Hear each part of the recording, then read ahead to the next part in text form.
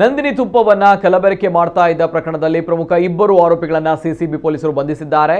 ಶಿವಕುಮಾರ್ ಹಾಗೂ ರಮ್ಯಾ ಬಂಧಿತ ಆರೋಪಿ ದಂಪತಿ. ಬೆಂಗಳೂರಿನಲ್ಲಿದ್ದ ನಂದಿನಿ ಪಾರ್ಲರ್ಗಳಿಗೆ ನಕಲಿ ತುಪ್ಪ ಸರಬರಾಜು ಮಾಡ್ತಾ ಇದ್ರು. ತಮಿಳುನಾಡಿನಲ್ಲಿ ಘಟಕ ಹೊಂದಿದ್ದ ಕಿಂಗ್ ಪಿನ್ ದಂಪತಿ ರಾಜ್ಯದಲ್ಲಿ ಕಲಬೆರಕೆ ತುಪ್ಪ ತಯಾರಿಸಿ ಪ್ಯಾಕೆಟ್ ಹಾಗೂ ಪ್ಲಾಸ್ಟಿಕ್ ಬಾಟಲ್ನಲ್ಲಿ ಸಪ್ಲೈ ಮಾಡ್ತಾ ಇದ್ರು. ಸಿಸಿಬಿ ಪೊಲೀಸರ ದಾಳಿ ವೇಳೆ ತುಪ್ಪ ತಯಾರಿಸುವ ದೊಡ್ಡ ಅತ್ಯಾಧುನಿಕ ಮೆಷಿನ್ಗಳು ಪತ್ತೆಯಾಗಿದ್ವು. ಪ್ರಕರಣಕ್ಕೆ ಸಂಬಂಧಿಸಿ ಡಿಸ್ಟ್ರಿಬ್ಯೂಟರ್ ಮಹೇಂದ್ರ, ಆತನ ಮಗ ದೀಪಕ್ ಮುನಿರಾಜು ಎಂಬುವರನ್ನ ಸಿಸಿಬಿ ಬಂಧಿಸಿತ್ತು. 1000 ಲೀಟರ್ ನಕಲಿ ತುಪ್ಪವನ್ನ ಜಪ್ತಿ ಮಾಡಿತ್ತು. ಇದೀಗ ಕಿಂಗ್ ಪಿನ್ ದಂಪತಿಯನ್ನ ಬಂಧಿಸಿ ಮುಂದಿನ ಕ್ರಮ ಕೈಗೊಂಡಿದೆ.